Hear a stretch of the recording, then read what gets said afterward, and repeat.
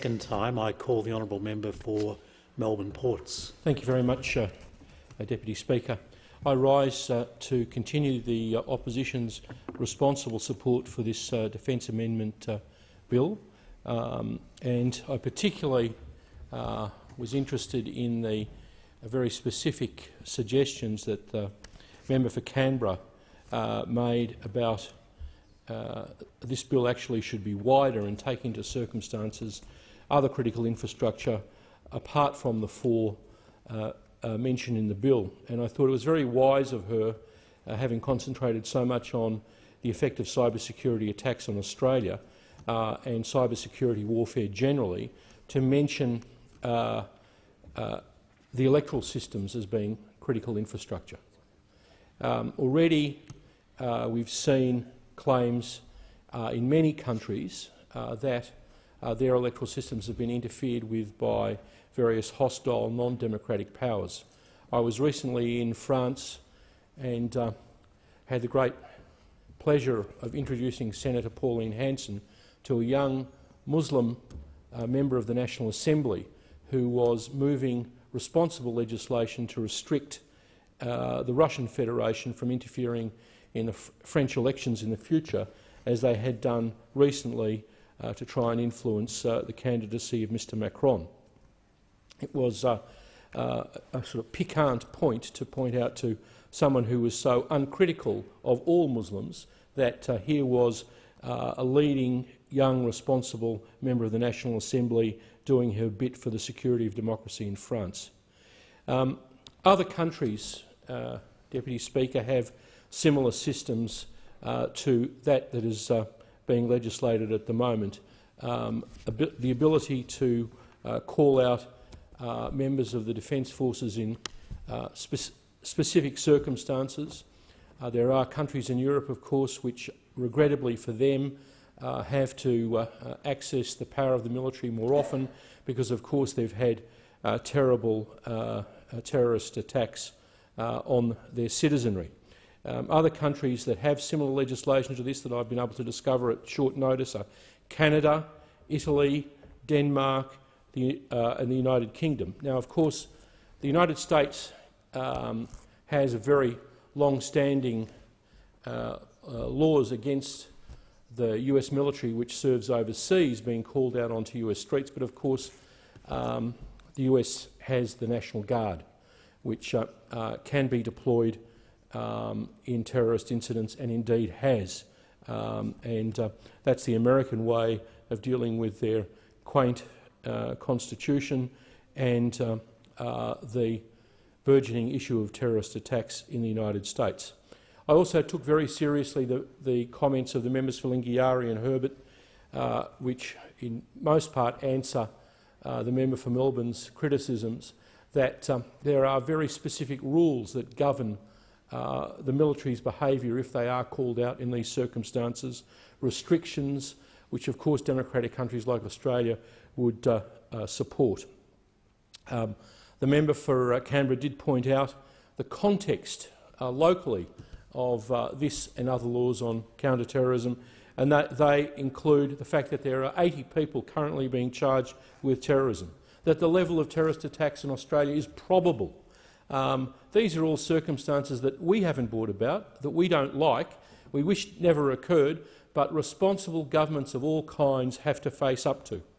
And there's a further piece of context to this particular amendment that's quite regrettable, Deputy Speaker, and that is the report of the coroner and the widespread newspaper media reporting of the New South Wales reaction to the Lindt Café siege.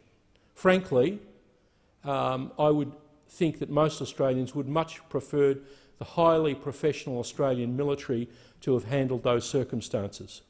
Can you imagine circumstances, Deputy Speaker, in which the commander of the terrorist situation went home to sleep? Can you believe that stun grenades were thrown by the police forces against closed doors? Can we imagine that there was no operational telephone lines operating between the commanders and people at the coalface? that there was a failure to breach or have modern breach equipment to get into that cafe to save all of the poor Australians, including the 2 people who were killed, who were there just doing their normal business and should not have been the victim of that person who should have long been in jail and been arrested. This also, Deputy Speaker, given the member for Melbourne's comments, has further context. The member for Melbourne represents the Green political party, which has voted, as far as I can work out, against every proposal in this place and in the Senate to protect the safety of Australians against the threat of terrorism and jihadists in and out of Australia. Currently, we have the problem of the return of former foreign fighters, and that's determined by the rule of law, and a consideration, of course, is given to children who are returning from a declared war zone. We also have a non-partisan concern, or maybe it's a bipartisan concern, about the few Australians, probably about 100, who are seeking to leave Australia to fight in Iraq or Syria. They're being denied a passport, I think with support of both sides of Parliament, and therefore denied the right to travel to those countries. We've got to be tough on these combatants seeking to return to protect the safety of all Australians, which should be our #1 priority. As I said before, the Green Party, as with their opposition to this legislation, has fought every attempt in this parliament over the years that I've been here to face up to these responsibilities. As I said again, Speaker, we did not seek these circumstances. Australia or Australians are the potential victims. We did not seek this increase in terrorist circumstances, but we as a responsible parliament must face up to it. Even before the Batman by-election, which the Labor Party thankfully won, you would have thought that the Green political party would have been a bit more cautious and shown a bit more responsibility. No, their leader, Senator Di Natale, insisted on the ABC's Q&A that foreign fighters and jihadists be allowed to return to Australia. The Green Party chief described these people as good people who've made mistakes. They are not, Mr Speaker. They are the enemies of Australia and people who are a risk to ordinary citizens who want to go about their lives in peace and security. The most fundamental human right that all of us have is the right to safety and the sanctity of human life.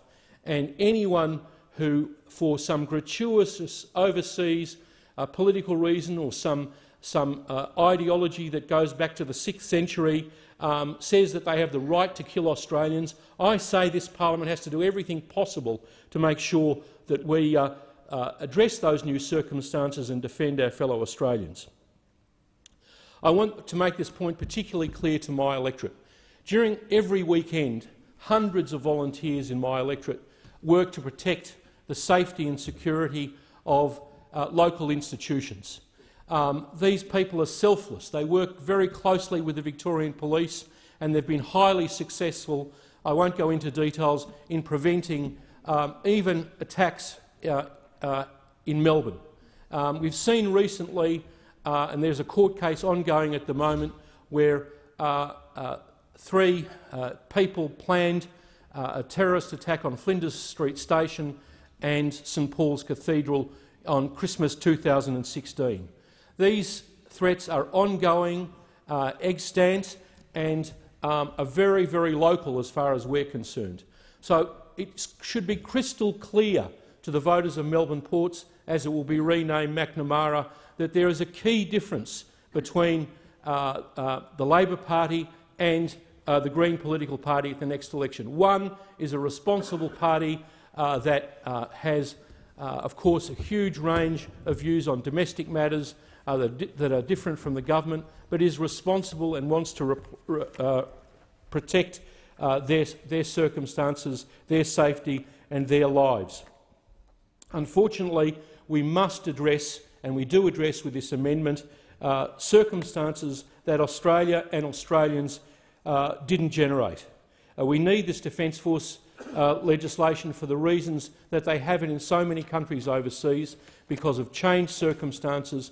And in my electorate, if you want to vote for a responsible political party at the next election, it's absolutely clear that anyone who does not support this or other anti-terrorist legislation cannot be voted on without saying that the lives of the people whom they live amongst is unimportant and only the political ideologies of the Green political party and their others are important. The safety of all Australians are important. And while the member for Melbourne calls me a grub, I'm proud to stand up for 95% of Australians in my seat and all the rest of Australia who think these anti-terrorist legislation, including this one, is important.